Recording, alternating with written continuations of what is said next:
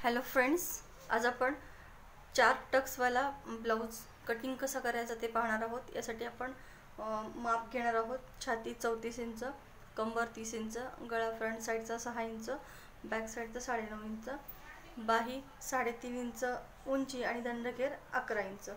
त्याचप्रमाणे ब्लाऊजची उंची आहे 13 इंच। सर्वप्रथम आपल्याला घडी टाकायची आहे आणि घडीसाठी आपण छाती जी 34 इंच आहे त्याचा 1/4 करणार आहोत, म्हणजे 8.5 इंच, आणि त्यामध्ये शिवण्यासाठी एक्स्ट्रा मिळवणार आहोत 8.5 इंच प्लस 1.5 इंच, म्हणजेच 10 इंचाची आपल्याला फोल्ड करायची आहे। या ठिकाणी 10 इंचावरती आपण हे जे अस्तर आहे ते फोल्ड करून घेऊयात।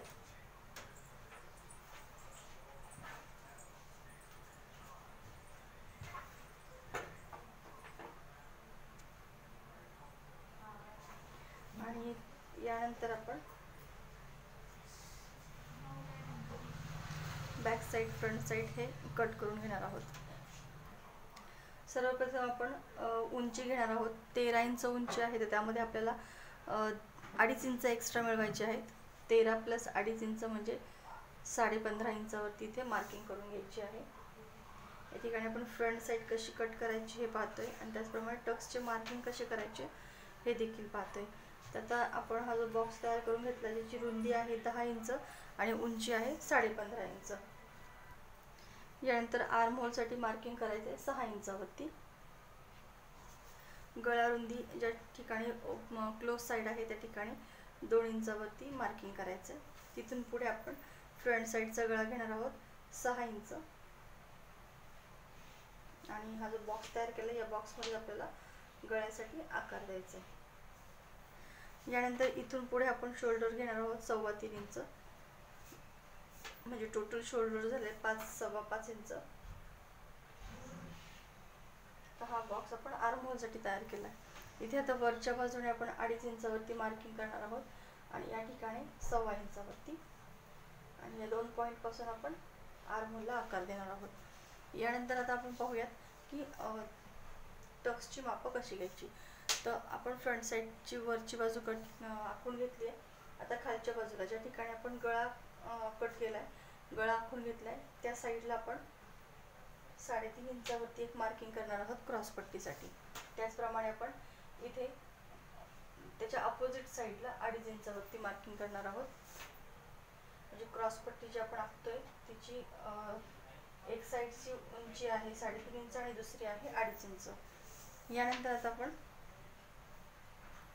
क्रॉस पट्टीचं अंतर आणि गळ्याचं अंतर सोडून मध्ये जो भाग शिल्लक राहिला आहे त्याचा निम्मा भाग घेतोय 6.3 इंच।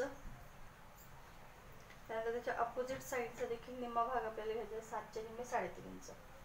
आता ही जी टोटल क्रॉस लाईन आपण या ठिकाणी ड्रॉ केली आहे तिला हलकीशी आपण ड्रॉ करून घेऊया। आता गळ्याच्या साईडने आपण 3 इंचावरती आडवी मार्किंग करून घेऊयात। हा एक टक्स झाला। मध्ये जे अंतर सोडायचे ते आपल्याला 2.5 इंचावरती ठेवायचं, हा दुसरा टक्स झाला। आता या दोन्ही पॉइंटच्या बरोबर मधोमध इथे एक टक्स घ्यायचा आहे आणि त्यानंतर या कॉर्नर पासून एक टक्स घ्यायचा आहे। अशा प्रकारे आपण 4ही टक्स आखून घेतले। त्यांची माप पुन्हा एकदा पाहूयात आपण। गळा आणि आर्म होलचा भाग सोडून त्यानंतर आपण खाली क्रॉस पट्टीसाठी 3.5 इंच आणि 2.5 इंच घेतले। त्यानंतर उरलेला जो मधला भाग आहे या मधल्या भागाचा आपण निम्मा भाग घेतलेला आहे। इथे 6.3 घेतलेत आणि 7.3 इंच घेतलेत।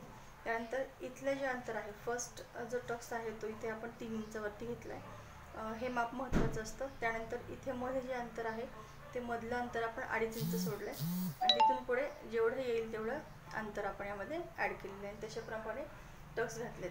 आता आपण हे कट करून घेऊया।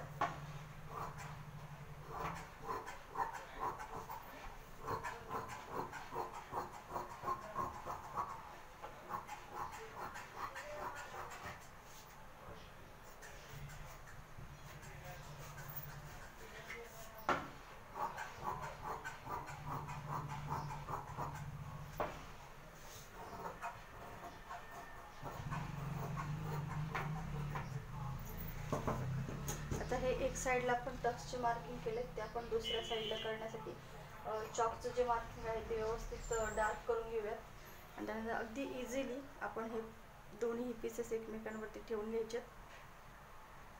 डबल मार्किंग किंवा मेजरमेंट घेण्याची गरज लागू नये यासाठी हे फक्त जस्ट टॅप करायचं थोडंसं. त्यानंतर दोन्ही मार्किंग स्पष्ट होतील, ते आपण इझिली ड्रॉ करू शकतो. अशा प्रकारे अतिशय सोप्या पद्धतीने आपण 4 टक्सवाल्या ब्लाऊजचं कटिंग कसं करायचं आणि त्यानंतर टक्सचे मार्किंग कसे करायचे ते पाहिलं.